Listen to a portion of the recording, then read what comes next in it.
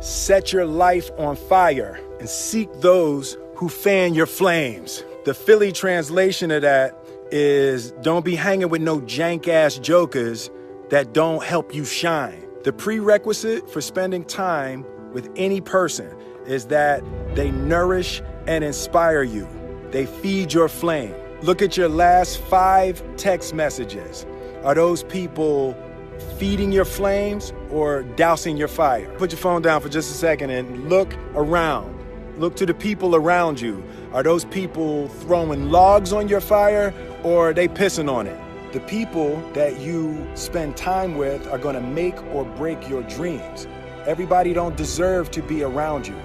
You gotta defend your light with your life. So who are the people in your life that are fanning your flames?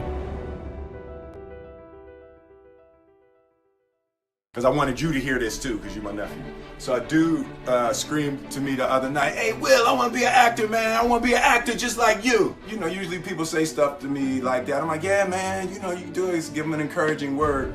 But I was just sitting in here thinking, and it dawned on me, 99% of people that say stuff like that are not willing to do what it takes to make their dreams come true. The Marines have a saying, everybody wants to go to heaven, but nobody wants to die.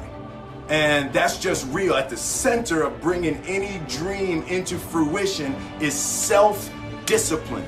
You know, something as simple as food and eating. It's not about your body as much as it is about your mind. It's getting command of your mind to be able to choose actions that are in your own best interest.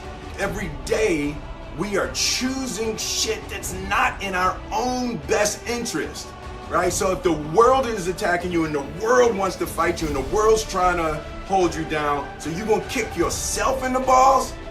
So you're gonna stop yourself from getting what you dream. Self-discipline is the center of all material success. You cannot win the war against the world if you can't win the war against your own mind. I think it was 94 or something like that. I found myself in a room with Arnold Schwarzenegger, Bruce Willis, and Sly. And I was like, okay, I want to be the biggest movie star in the world. And I need you guys to tell me how to do it. Arnold Schwarzenegger, he said, if your movie is only big in America, it doesn't matter. You'll be a movie star only when you're a movie star in every country in the world. You have to travel, you have to go, you have to meet the people. That became the way that I started looking at movies. I wanted to be in every country in the world.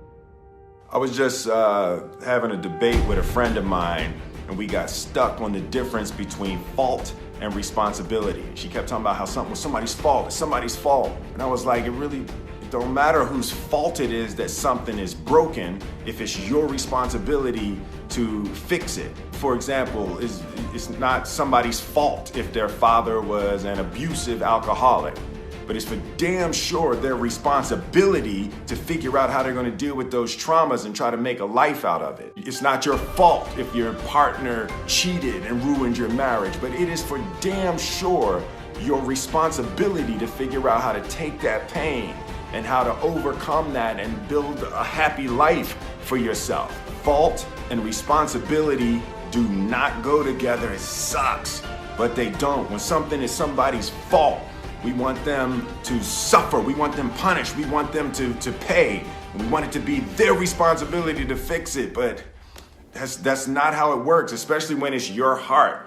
Your heart, your life, your happiness is your responsibility and your responsibility alone. As long as we're pointing the finger and stuck in whose fault something is, we're jammed and trapped into victim mode. When you're in victim mode, you are stuck in suffering. The road to power is in taking responsibility. Your heart, your life, your happiness is your responsibility and your responsibility alone. Taking responsibility, accepting responsibility is not an admission of guilt. Taking responsibility is a recognition of the power that you seize when you stop blaming people. It's not like you're letting somebody who wronged you off the hook. Like, taking responsibility is an act of emotional self-defense. Taking responsibility is taking your power back. I retire. I retire from trying to make you happy. I need you to go make yourself happy and just prove to me that it's even possible. So me and Jada was reflecting about love. And I asked her, I said, what does she think was, one of the biggest revelations that she had had about love? She said that you cannot make a person happy. And I thought that was a real deep idea. You can make a person smile, you can make a person feel good, you can make a person laugh, but whether or not a person is happy is deeply and totally and utterly out of your control. I remember the day I retired. I literally said to Jada, that's it. I retire. I retire from trying to make you happy. I need you to go make yourself happy and just prove to me that it's even possible. We started talking about, we came into this false romantic concept that somehow when we got married that we would become one. And what we realized is that we were two completely separate people on two completely separate individual journeys, and that we were choosing to walk our separate journeys together. But her happiness was her responsibility, and my happiness was my responsibility. And we decided that we were going to find our individual, internal, private, separate joy, and then we were going to present ourselves to the relationship and to each other already happy. I just got finished doing a couple days of work. I'm in the room, I'm finally by myself, it's quiet, there's no people around, I'm chilling, and I'm like, trying to figure out something to do. So, I figured, let me go turn the news on. And then it dawned on me, I was like, but the news agitates me. It's disruptive. I get aggravated. And I was like, nah. And then I felt this crazy urge, like I couldn't stop myself from going to turn the news on. And I was like, oh shit. And I realized my mind was seeking disturbance. Like, nah, it's too peaceful. I need to be disrupted and aggravated. And I realized, like, we actually have to cultivate a taste for peace. We're actually addicted to things that agitate and aggravate us. You're like, damn, every time I see this person, we argue. I don't want to argue with this fool. Well, stop.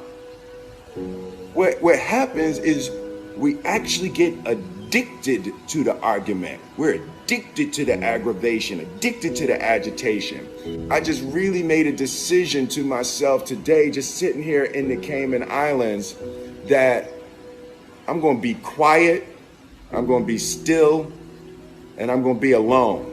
So just for the day, let's be quiet, let's be still, be alone. Fail early, fail often, fail forward.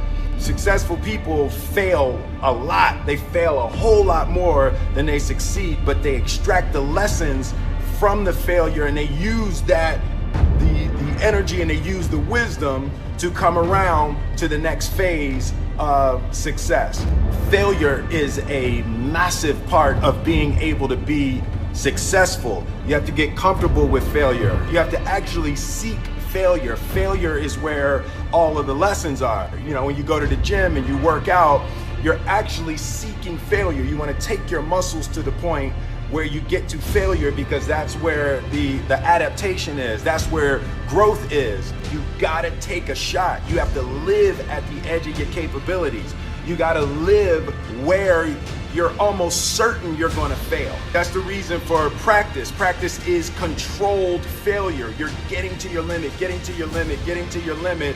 You can't lift that, you can't do that, until you get to the point that all of a sudden your body makes the adjustment and then you can do it. Failure actually helps you to recognize the areas where you need to evolve.